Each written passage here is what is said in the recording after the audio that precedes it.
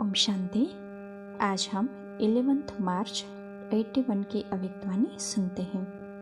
आज की वाणी का सार है सफलता के 2 मुख्य आधार। आज खुदा दोस्त अपने बच्चों से फ्रेंड के रूप में मिल रहे हैं। एक खुदा दोस्त के कितने फ्रेंड्स होंगे? वैसे भी फॉरेनर्स फ्रेंडशिप को ज़्यादा पसंद करते हैं। तो बाप दादा बाप भी है, सतगुरु भी है, शिक्षक भी है, सर्व संबंध निभाने वाले हैं। आप सबको सबसे ज़्यादा प्यारा संबंध कौन सा लगता है? किसी को टीचर का अच्छा लगता है, किसी को साजन अच्छा लगता, किसी को फ्रेंड अच्छा लगता है, लेकिन है तो एक ही ना। इसीलिए एक से कोई भी संबंध निभाने से सर्व प्राप्ति हो ही जाएगी। यही एक जादूगरी है जो एक से ही जो चाहो वह संबंध निभा सको और कहाँ जाने की आवश्यकता ही नहीं। इससे कोई और मिले यह इच्छा खत्म हो जाती है।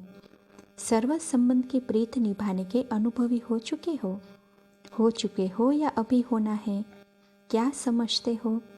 पूर्ण अनुभवी बन चुके हो? आज ऑफिशियल मुरली चलाने नहीं आए हैं। बाप दादा भी अपने सर्व संबंधों से दूर दूर से आई हुई आत्माओं को देख हर्षित हो रहे हैं। सबसे दूरदेशी कौन है? आप तो फिर भी साकारी लोक से आए हो। बाप दादा आकारी लोक से भी परे निराकारी वतन से आकारी लोक में आए, फिर साकार लोक में आए हैं। तो सबसे देश दूरी बाप आया या आप हुए? इस लोक से हिसाब से तो सबसे ज़्यादा दूर से आए हैं। उन्हों को भी बाप दादा स्नेह से मुबारक दे रहे हैं। सबसे दूर से आने वाले हाथ उठाओ। जितना दूर से आए हो, जितने माइल चलकर आए हो, उतने माइल से पदम गुणा ऐड करके मुबारक स्वीकार करो। फॉरेनर्स अर्थात फॉरएवर ऐसे वरदानी हो ना। फॉरेनर्स नहीं लेकिन फॉरएवर, सदा सेवा के लिए एवर रेडी। डायरेक्शन मिला और चल पड़े। यह है फॉरएवर ग्रुप की विशेषता।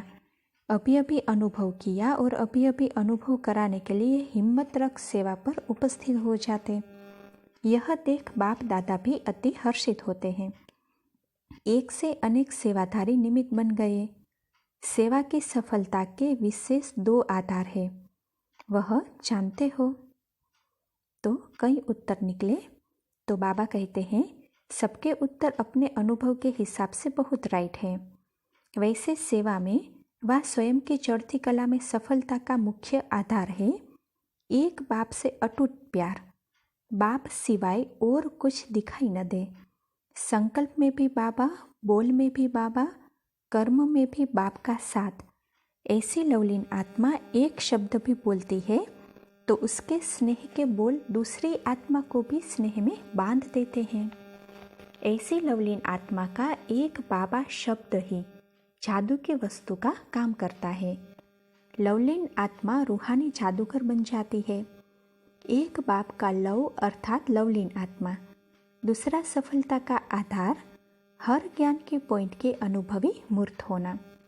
जैसे ड्रामा के पॉइंट देते हैं तो एक होता है नॉलेज के आधार पर पॉइंट देना, दूसरा होता है अनुभवी मूर्त होकर पॉइंट देना।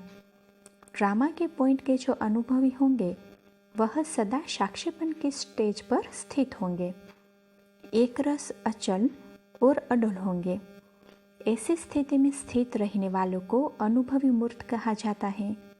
रिजल्ट में बाहर के रूप से भले अच्छा हो व बुरा हो, लेकिन ड्रामा के पॉइंट की अनुभवी आत्मा कभी भी बुरे में भी बुराई को न देख अच्छाई ही देखेगी।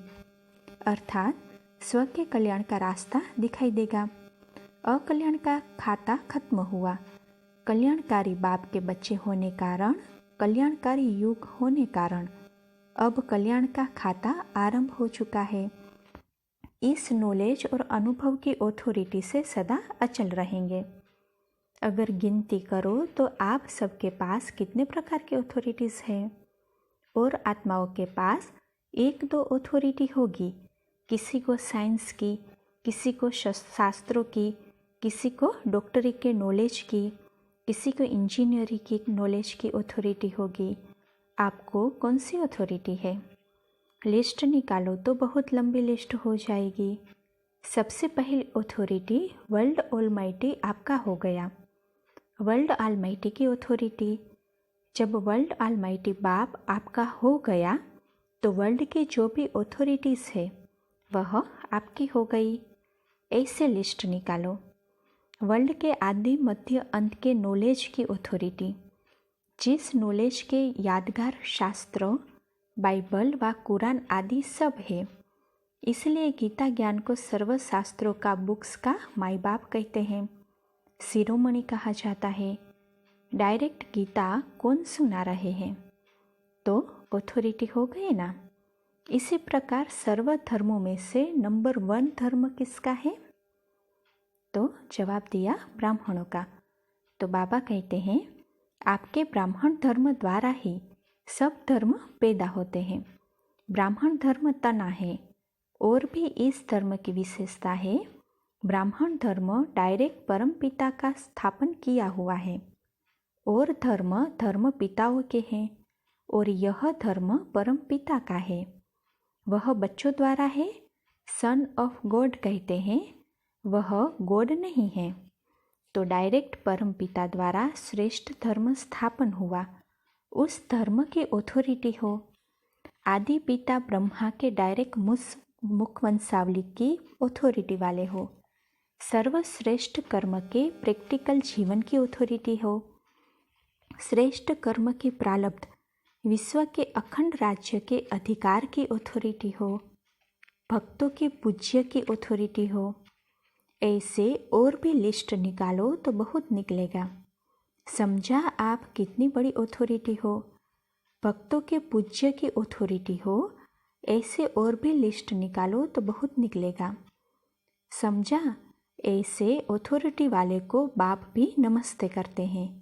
यह सबसे बड़ी अथॉरिटी है।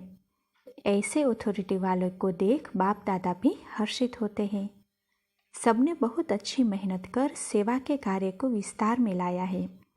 अपने भटके हुए भाई बहनों को रास्ता बताया है। प्यासी आत्माओं को शांति और सुख की अंजलि दे तृप्त आत्मा बनाने का अच्छा पुरुषार्थ कर रहे हैं। बाप से किया हुआ वायदा प्रैक्टिकल में निभा के बाप के सामने गुलदस्ते लाए हैं। चाहे छोटे हैं व बड़े हैं, लेकिन छोटे भी बाप को प्रिय है। अब यह वायदा तो निभाया है और भी विस्तार को प्राप्त करते रहेंगे। कोई ने नेकलेस बना के लाया है, कोई ने माला बना के लाई है, कोई ने कंगन, कोई ने रिंग बना के लाई है। तो सारी बाप दादा की ज्वेलरी, एक एक रतन वैल्यूएबल रतन है।